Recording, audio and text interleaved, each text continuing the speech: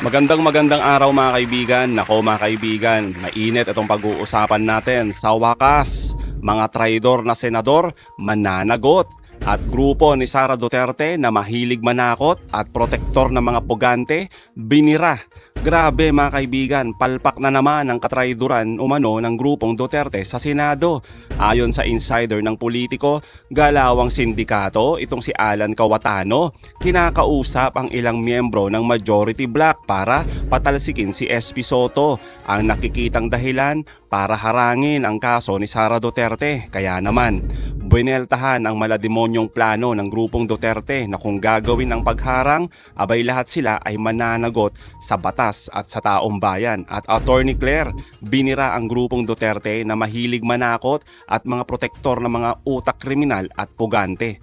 Nako, abangan nyo po yan. Pero bagong lahat, pakilike muna ang ating video, pakishare na din po at subscribe na po kayo sa ating channel. Unahin na po muna natin ito mga kaibigan, ang palpak na plano ng mga Duterte sa Senado. I leave everything to God's plan. Yan ang pahayag ni Senate President Tito Soto matapos kumpirmahin ng umano'y mga kilos para patalsikin siya sa pwesto. Ani Soto, naglilingkod siya at the pleasure of his peers. Muling uminit ang usapan tungkol sa posibleng Senate coup matapos aprobahan ng House Justice Committee ang articles of impeachment laban kay Duterte, kasabay ng mga ulat na may mga senador umanong nagtatangkang bumuo ng bagong majority bloc. Una nang iginit ni Soto na mandato ng Senado mag-convene bilang impeachment court sa oras na matanggap nito ang articles of impeachment. Para naman kina Senators Erwin Tulfo at Win Gatchalian, ang anumang hakbang na posibleng pagharang sa impeachment process ay maaaring magdulot ng negatibong reaksyon mula sa publiko, lalo't malinaw daw sa konstitusyon ang kanilang trabaho. We have to convene forthwith yung court. Pero it doesn't mean to say na magkakaroon kayo ng trial because we still have to give time for the defense, for the prosecution, for the pieces of evidence, etc. So, kailangan yan. Tapos yung rules, kailangan nating pag-usapan. Ano ba talaga? I don't know. I mean, karapatan nila in kumontra, but constitutional duty naman kasi ng Senate na mag-convene pag may case pa, pag may inakyat sa Senate. So, I don't know how they will do that. Kung hindi naman tayo mag-convene as impeachment court, then we are violating the Constitution. Tama naman, 'di ba mga kaibigan? Pero sa grupong Duterte sa Senado, abay lahat gagawin mga kaibigan basta maproteksyonan ang kanilang amo. Kahit pa ata mga kaibigan, labag sa saligang batas, abay ipipilit, haharangin ang kaso ng kanilang amo sa pamamagitan ng kudeta. Ito yung may utak mga kaibigan, si Cawatano. Ambisyoso talaga maging Senate President. Gustong makuha ang pagkaliderato sa Senado. Tapos panay banat itong mga maka-Duterte sa mga congressman natin tulad nila Kong Luistro, Kong Chua at iba pa mga kaibigan na sila daw ay bias dahil nakatanggap daw sila ng maleta. Pero kung titignang mabuti, yung mga DDS senators mga kaibigan ang may bahid ng korupsyon. Sila yung takot na takot sa accountability. Kaya naman heto matinding sagot ni Kong Chua. At abangan nyo mga kaibigan, etong si Attorney Claire. Talagang binanatan itong mga grupong Duterte. Mamaya po yan. Pero unahin muna natin ito, si Kong Chua. Maliwanag po sinasabi sa ating saligang batas. Ang sabi po dito, trial by the Senate shall forthwith proceed. Hindi po sinasabi dito na kailangan pagbotohan pa po nila. Ibig sabihin, immediately, pagkatapos po namin na magkaroon ng one-third vote, makuha po natin yung numero at ito po ay na-endorso na sa Senado, ang ibig sabihin po ng ating saligang batas, kailangan agad-agad mag-conduct ng trial. Correct. So hindi po sinabi, hindi po sila binibigyan ng option whether kung itutuloy nila yung trial o hindi. Ang sinasabi po, dapat inuutos po sa kanila. In fact, ang ginamit nga po na salita dito na word ay shall. Ibig sabihin, mandatory. Inuutos po sa kanila. At ang nag-uutos po sa kanila ay walang iba kung hindi ang ating saligang batas. Ang hinihingi ko lang naman dito ay kailangan maging patas tayo. tignan ninyo kung gaano kabigat yung ebidensya na nakalatag. So wag natin tignan yung personality at maging mapanuri tayo. Siyempre kailangan ay ang pinag-uusapan po kasi dito ay pananagutan sa taong bayan.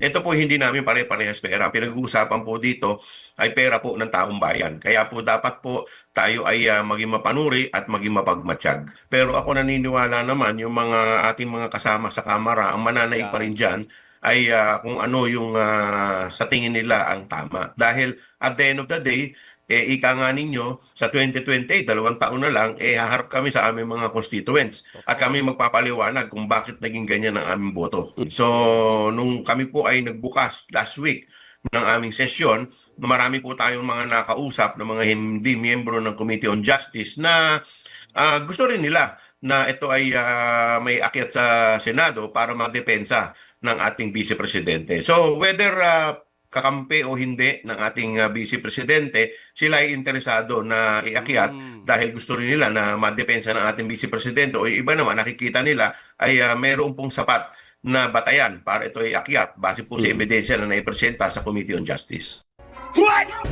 Tama naman, di ba mga kaibigan? Dapat lang na makita ng taong bayan na matuloy ang impeachment trial. Di ba nga gusto ni Sara Duterte, di ba? Yabang-yabang, gusto niya ng bloodbath. Oh, bakit itong mga DDS senators takot na takot? Sila pa yung nangunguna at pinapangalandakan pa, nahaharangin ang impeachment trial ng kanilang amo. Abay mga gago, di ba mga kaibigan? Tapos itong mga grupo, tulad ng partido ng mga Duterte, abay nananakot pa at nagbabanta. Mana talaga sa kanilang amo na si Sara Duterte? Kaya naman mga kaibigan, heto ang matinding birada ni Attorney Claire Castro sa mga protektor ng mga kabalbalan. Pakinggan po natin to. Kayo ba na nananakot ngayon, kaya nyo bang ipakita na itong mga ebidensya, yung mga dokumento na pinroduce, na ipakita na di umano ay may hidden wealth, may unexplained wealth itong si VP Sara? Kaya nyo ba sagutin ito sa taong bayan na hindi yan totoo? Wala. Diba? Yung pagbabanta, yung may kakilala siyang assassin at nag-utos siya ng pagpatay, kaya nyo bang i-debunk na meron siya talagang kakilalang assassin? Diba? No joke yun eh. Ayaw nyo ba, PDP Laban, ayaw nyo ba na ipakita sa buong bayan, sa buong bansa, na si VP Sara ay talagang walang anumang bahid ng kasalanan? Kumaga, santa. Santa siya sa kabaitan. Santa siya sa pagiging maayos na leader. Hindi ba dapat yun yung ginagawa nyo para sa bayan? Correct. Kung idolo nyo si VP Sara, ang gawin nyo, ipagtanggol nyo gamit ang ebidensya. Yes. Diba? Hindi yung mananakot kayo na kapag bumoto laban kay VP Sara para ma-impeach ito, tatakutin nyo na hindi nyo tutulungan o hindi kayo makakapunta sa partido ng PDP Laban. Kahit hindi PDP Laban, lahat ng kaalyado ni dating Pangulo Duterte, yan na yung linyahan. Gumamit pa nga ng relihiyon eh. Yun lang. Ginamit pa yung relihiyon. Bakit hindi yung relihiyon ang magsalita at kailangan manguna? Pangunahan sila ng itong relihiyon na to. Bakit kailangan sila pangunahan ng isang vlogger? ng isang Duterte, isang DDS na vlogger. Pangunahan yung relihiyon. Parang walang galang. Parang walang galang sa liderato ng relihiyon na to. Kagalang-galang pa naman tong relihiyon na to, mga kaklir. Correct. Tapos in-name drop kayo? Hindi dapat ganun. Wag kayong pumayag na in-name drop kayo. Lalong-lalo na kung hindi ito galing sa inyo. Diba? Ginagamit kayong kasangkapan. Ginagamit nila kayo. Itong relihiyon na to, ginagamit kayo. Diba? Ginagamit kayo at dinadala kayo doon sa mga partido na may mga issues ng korupsyon. Hindi ba taliwas yan sa aral ng Diyos? Taliwas. Kaya ako, nakikisimpati ako mga ka-clear. Sa relihiyon na ito, na dinadrag sila sa politika. At pinangungunahan pa sila. Hindi pwede ganun. Totoo naman, di ba mga kaibigan, hindi talaga pwede. Kaya nga dapat sa mga politikong ito, no? At sa mga bugok na mga supporter ng DDS, lalo na itong mga senador, mga congressman, abay lumayas na lang po kayo. Lumayas na lang kayo sa pwesto ninyo. Dinadamay nyo pa kasi yung mga ibang grupo o relihiyon para sa pansariling interes ninyo. Nakakahiya. Nilagay kayo dyan ng taong bayan para proteksyonan sana ang taong bayan, di ba? Yung mga constituent ninyo. Kaso nga lang, dahil sa kabalbalan ninyo, no? Ang pinoproteksyonan ninyo ay yung interes ng kabalbalan ng iisang pamilya na puno umano ng korupsyon. Bakit? Bakit ganun na lang yung pagiging protector ninyo sa mga pamilyang ito? Nakikinabang ba kayo? O meron din kayong natatanggap? Di ba mga kaibigan? Kung makapag-akusa kayo ng mali-maleta, tapos mababalitaan namin yung mga kagrupo ninyo yung may mga issue ng maleta. Ponyeta, di ba mga kaibigan? Lumayas na lang kayo. Sahod nyo galing sa taong bayan, nakakahiya naman. Tapos kung umasta, ang babastos. Style nyo, Duterte talaga di ba? Manang-mana sa amo ninyong si Duterte. Style nyo, bulok. Ay nako. Makikita nyo ang style. Ang style ng partido na to. Just imagine. May isyong kinakaharap si VP Sara. Nandiyan ang SALN, nandiyan yung hidden wealth, unexplained wealth. Diba? Nandiyan yung pagpatay, nandiyan yung assassin.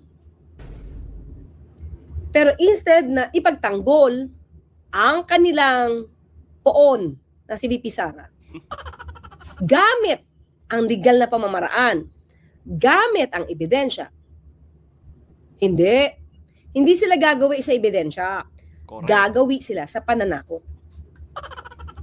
Ganyan Duterte style pa rin.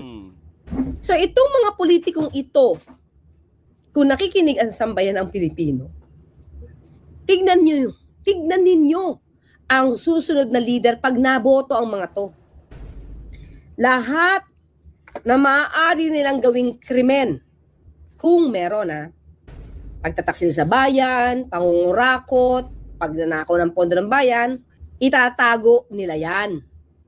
Hindi nila yan ibubunyag dahil sa ganitong klaseng mga statement. Na instead na ipaliwanag sa taong bayan, ano ba talaga yung totoo? Naglustay ba? Nagnakaw ba? May assassin ba? Hindi. Hindi sila pupunta sa ebidensya. Lahat ito technicalin at bibigyan ng warning. So makikita nyo mga clear, kapag karamihan na nanalo ay dito sa partidong ito, asahan nyo yung maaakusahan, yung magiging pugante, tignan nyo, itatago. Like, what is happening right now? Diba? Oo naman. Si Robin. Ano ba nangyari kay Senator Robin? Ano sabi niya kay Senator Bato? Huwag kang lilitaw. Huwag kang magpahuli. Diba?